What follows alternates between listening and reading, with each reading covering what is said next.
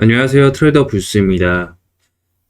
지난주 금요일부터, 이제 한번 큰 변동성을 보인 이후에 주말 동안에도 현재는 3만 달러 선 초반선에서 비트코인이 다소 방향성 없는 이런 박스권 흐름이 이어지고 있습니다. 그래서 현재 어떤 흐름을 보일지, 왜 이런 관망 흐름이 좀 이어지는가에 대해서 좀 짚어보는 시간 가져보도록 할 텐데요.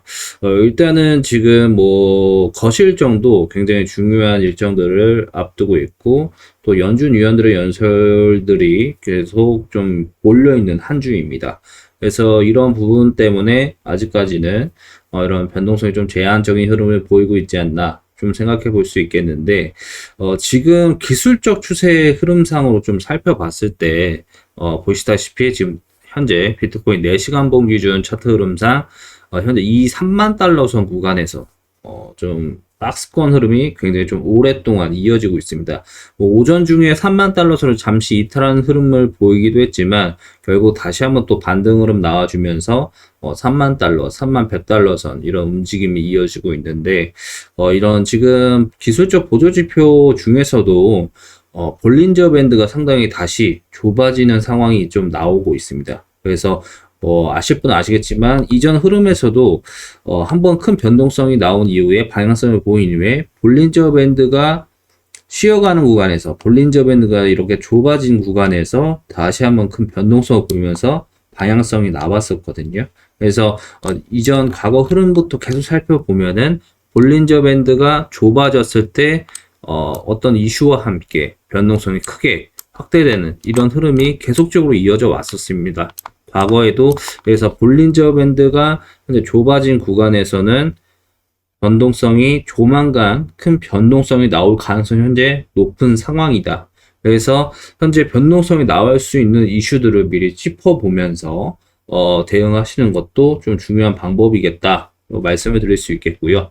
현재 지속적으로 좀 호재가 될 수 있는 부분, 비트코인 현물 ETF죠. 그래서 지금 마켓워치에서도 그리고 또 JP 모건에서도 비트코인 현물 ETF가 결국 승인될 가능성이 현재 굉장히 높은 상황이다라고 좀 계속적인 이슈가 나오고 있습니다. 그래서 이슈 잠깐 짚어보자면 최근 블랙록을 필두로 피델리티, 인베스코 등 미국 많은 이런 자산운용사가 앞다퉈서 비트코인 현물 기반 ETF를 신청한 상황이다. 그래서 이들 결국 ETF가 승인될 것으로 예상된다고 또 이런 보도가 나왔습니다.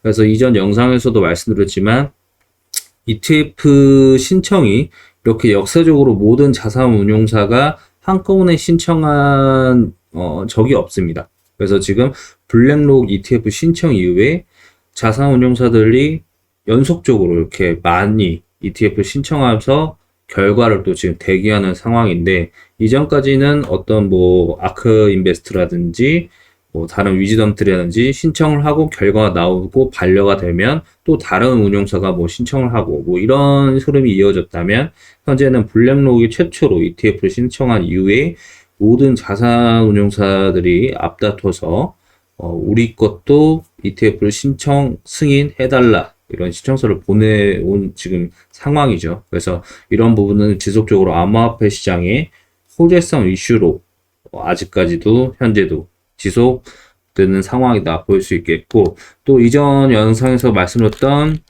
또 SEC와 코인베이스의 소송 재판이 이제 현재 시각으로 이제 7월 13일 예정이 되어 있습니다. 그래서 이번 주에 SEC와 코인베이스 소송 재판이 첫 재판이 열리기 때문에 지금 이 해당 소송 재판 내용에 따라서 변화를 보일 가능성이 높겠습니다. 이유는 말씀드렸듯이 지금 모든 자산운용사들이 비트코인 현물 ETF를 신청하면서 감시 공유계약 파트너로 코인베이스를 지정했기 때문에, 만약에 코인베이스가 SEC의 이런 소송에서 좀 불리한 결과가 나올 경우에는 ETF가 다시 한번 또 불투명해질 수 있는 이런 우려가 다시 한번 시세의 변동성 요인으로 작용할 수 있는 부분 확인하시면 되겠고, 지금 오늘 또 SEC가 코인베이스가 이미 이전 소송 전에 이런 위법한 부분들을 이미 인지하고 있었다라고 SEC가 현재 주장한 상황입니다.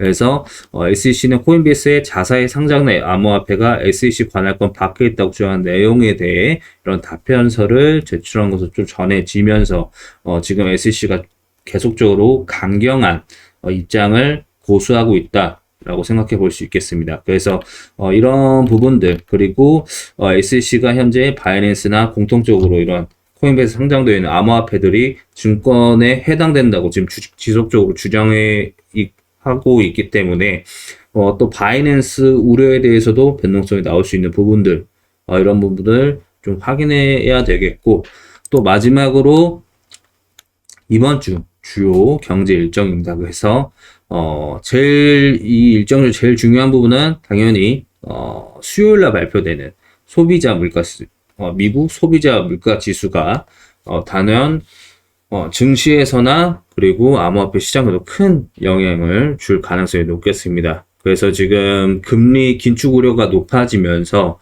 암호화폐 투심도 좀 좋지 않은 흐름을 보였기 때문에, 물론 글로벌 증시도 조정세가 긴축 우려 때문에 많이 나왔었죠. 그래서 이런 부분이 동반돼서 위험자산의 달러화가 강해질수록 시장이라든지 암호화폐라든지 좀 위축되는 흐름을 보일 수밖에 없기 때문에 이런 지표 일정 결과에 따라서 변동성을 보일 수 있겠다. 그래서 종합적으로 ETF 관련 내용, 그리고 SEC와 코인베이스 내용, 그리고 마지막으로 소비자 물가지수, 이 세 가지 변수들이 시장 변동성을 확대될 수 있는 이런 요인으로 작용할 수 있겠다. 정리해 볼 수 있겠고요. 그래서 지금 이런 부분 말씀드리는 게 기술적 추세상 변동성이 크게 나올 수 있는 상황이다. 그렇기 때문에 이런 변수들을 꼭 체크해 보시고, 일봉상 흐름으로 봤을 때도 크게 31,500달러까지 연중 최고가를 경신한 이후에 현재 박스권 흐름이 이어지면서 일봉상 볼린저 밴드도 상당히 좁아진 상황입니다. 이런 구간에서 과거에도 변동성이 크게 확대되는 흐름을 보여왔기 때문에 현재 구간 굉장히 좀 유심 있게 봐야 되는 시점이다 라고 볼 수 있겠고, 또 주요 일정에 따라서 일정 결과에 따라서 대응하는 부분들 아래 고정 댓글 텔레그램 주소 입장해 주시면 기술적인 부분들과 관련된 소식들 전달드리고 있으니까요. 텔레그램 입장하셔서 정보도 참고해 주시면 감사하겠습니다. 시청 감사합니다.